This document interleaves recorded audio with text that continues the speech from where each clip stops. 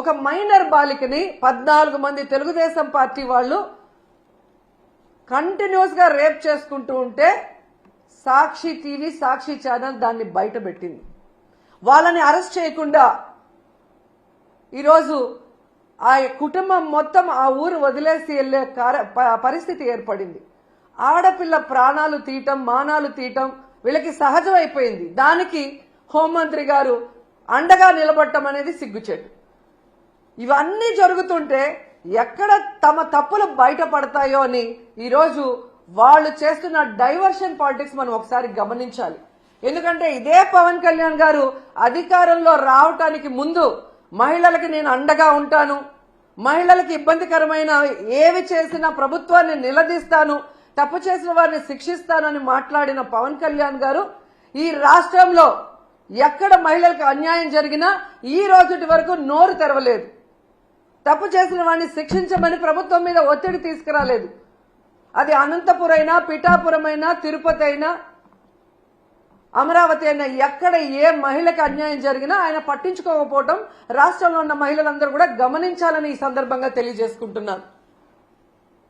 హోంమంత్రి గారుగా తన అధికారాన్ని ఉపయోగించి ఆడవాళ్ళని కాపాడాల్సిన అనిత గారేమో నా దగ్గర లాఠీ ఉందా, నా భుజాన గన్నుందా, నేనేం చేయగలను అని మాట్లాడిన గొప్ప వ్యక్తి.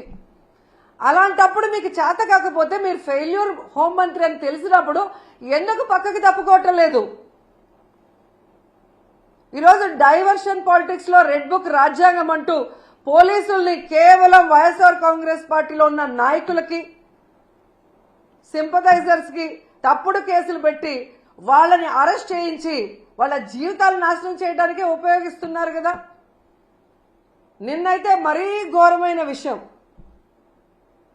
అసలు ఇది రెడ్ బుక్ రాజ్యాంగానికి పరాకాష్ట. కొమ్మినేని శ్రీనివాసరావు గారు అంటే చేతులెత్తి నమస్కరిస్తారు. అంత గొప్ప జర్నలిస్ట్. 70 ఏళ్ల వయసులో ఆయన మీద ఎస్సీ ఎస్టీ తప్పుడు కేసు పెట్టి ఈరోజు హైదరాబాద్ నుంచి ఎలా మీరు తీసుకొచ్చారో ఈ రాష్ట్ర ప్రజలందరూ కూడా గమనిస్తున్నారు. దీని గురించి మనం నిజంగా చాలా క్లియర్ కట్ గా మాట్లాడుకోవాల్సిన అవసరం ఉంది. ఆంధ్రప్రదేశ్లో ఈరోజు ఎవ్రీ మార్నింగ్ అన్ని పేపర్లో ఉన్న హెడ్లైన్స్ ని డిస్కస్ చేసే క్రమంలో అమరావతిలో ఏ విధంగా రైతుల దగ్గర ఇప్పటికే 50,000 ఎకరాలు లాక్కొని వాళ్ళకి ఇంతవరకు ఏం చేయకుండా ఇంకా 50,000 ఎకరాలు దోచుకొని వాళ్ళు రియల్ ఎస్టేట్ చేసుకోవాలన్న క్రమంలో ముందుకు వెళ్తుంటే అక్కడున్న రైతులు తిరగబడి ఇవ్వకుండా వాళ్ళ మీద ఎదురు తిరుగుతుంటే అది ప్రజలకు తెలియకూడదని దాని మీద సాక్షిలో డిస్కషన్ రావటం అనేది వాళ్ళకి నచ్చలేదు. ఇక్కడ ఇంకొకటి ఏంటంటే ఆ డిస్కషన్ లో ఒక జర్నలిస్ట్ డిస్కషన్ కు వచ్చిన ఒక జర్నలిస్టు ఒక మాట ఏదో మాట్లాడారని దాన్ని ఆ క్షణంలోనే కొమ్మినేని గారు ఖండించారు. నాకు తెలిసి ఆయన డిస్కషన్స్ లో ఎప్పుడూ కూడా ఎవరూ కూడా తప్పుగా మాట్లాడితే ఆయన ఒప్పుకోరు, వెంటనే ఖండిస్తారు.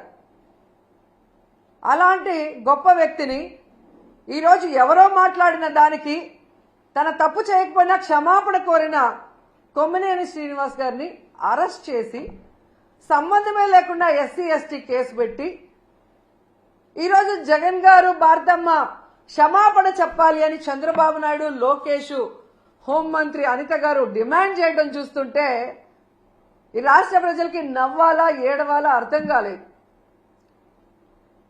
ఈరోజు నేను సూటిగా ప్రశ్నిస్తున్నా చంద్రబాబు నాయుడు గారిని, అనిత గారిని, లోకేష్ గారిని. క్షమాపణ అంటూ చెప్పాల్సి వస్తే అది మొదట ఎవరు చెప్పాలో తెలుసా? కోడలు మగబిడ్డని కంటే అత్త సంతోషించదని ఆడవాళ్ల పుట్టుకనే అవమానించిన చంద్రబాబు నాయుడు ముందు క్షమాపణ చెప్పాలి. ఆడపిల్ల కనిపిస్తే ముద్దు పెట్టాలి లేదా కడుపైనా చేయాలి అన్న బాలకృష్ణ గారు క్షమాపణ చెప్పాలి.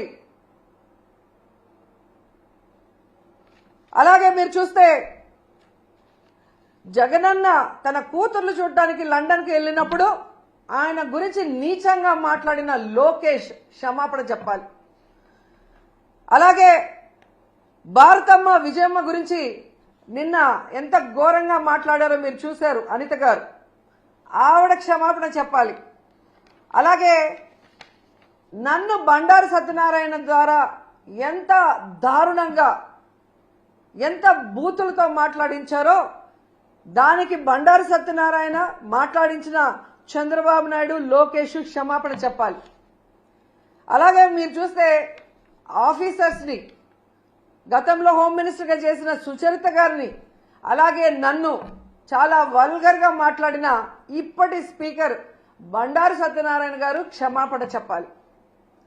అలాగే ఈ మధ్య కాలంలో టీడీపీ ఆఫీస్ నుంచి ఒక సైకో చేబ్రోల్ కిరణ్ అనేవాడు భారతీ మేడంని ఎంత అసభ్యంగా మాట్లాడారో మీరు అందరూ కూడా గమనించారు.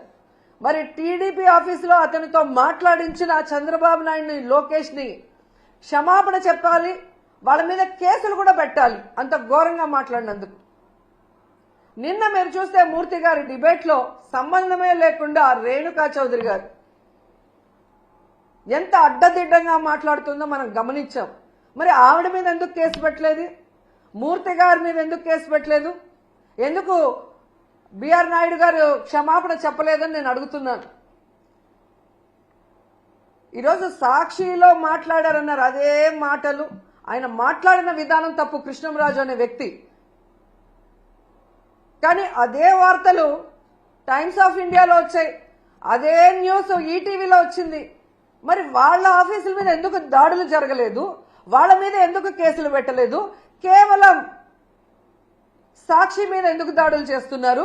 అలాగే ఎందుకు సాక్షిలో మాత్రమే ఈరోజు కొమ్మినేని గారి మీద తప్పుడు కేసు పెట్టి అరెస్ట్ చేశారని నేను అడుగుతున్నాను. ఎందుకంటే కొమ్మినేని గారి మీద ఎప్పటి నుంచో లోకేష్ కి చంద్రబాబు నాయుడికి కక్ష. గతంలో అమరావతి భూములు 3 పంటల భూములు దోచుకొని రియల్ ఎస్టేట్ చేస్తున్నారన్న క్రమంలో ప్రజలు అక్కడ ఎవరైతే తిరగబడ్డారో, రైతులు తిరగబడ్డారో అవన్నీ కూడా ఆయన తన డిబేట్ లో ప్రజలకు అందిస్తున్నారన్న కక్షతో ఎన్టీవీ యాజమాన్యం పైన ఒత్తిడి తీసుకొచ్చి ఆయనని ఆ ఛానల్ నుంచి బయటకు పంపించారు. అక్కడి నుంచి వేరే ఏ ఛానల్లో ఆయన వెళ్ళినా అక్కడ రానికుండా గేట్లు వేయించారు. సాక్షిలో ఉన్నారు కాబట్టి ఈరోజు ఆయన మీద కక్ష కట్టి ఇటు జగనన్నని భారతమ్మని ఇరికిస్తూ అటు కొమ్మినేని గారిని ఇరికించాలని ప్లాన్ చేయడం నిజం కాదా అని అడుగుతున్నాను. ఎందుకంటే ఈ డిస్కషన్ జరిగింది జూన్ 6వ తేదీ. ఆ రోజంతా ఎవ్వరూ మాట్లాడలేదు. ఆ జరిగిన నెక్స్ట్ సెకండ్ అది తప్పు అని చెప్పి తాను తప్పు చేయకపోయినా సారీ చెప్పారు జర్నలిస్ట్ గారు కొమ్మినేని గారు. అయినా కూడా ఆ నెక్స్ట్ డే జూన్ 7వ తేదీ లోకేష్ గారు చంద్రబాబు నాయుడు గారు పని కట్టుకొని టీడీపీ సోషల్ మీడియా ద్వారా వైరల్ చేసి ఏ విధంగా వచ్చిన జర్నలిస్ట్ కృష్ణంరాజు గారు మాట్లాడిన మాటల్ని ఇటు సాక్షికి అటు కొమ్మినేనికి ఆపాదిస్తూ తన అనుకూల పచ్చ ఛానల్స్ లో దాన్ని ఎలా విష ప్రచారం చేశారు, తమకు అనుకూలంగా ప్రచారం చేసుకొని ఆ రోజు మధ్యాహ్నం 3:09 లోకేష్ ట్వీట్ చేయడం జరిగింది. అంటే ఒక పథకం ప్రకారం చంద్రబాబు నాయుడు, లోకేష్, డీజీపీ గారు, ఇంటెలిజెన్స్ చీఫ్ వీళ్ళందరూ కూర్చొని ఇది చేయకపోతే ఈ విధంగా జూన్ 6న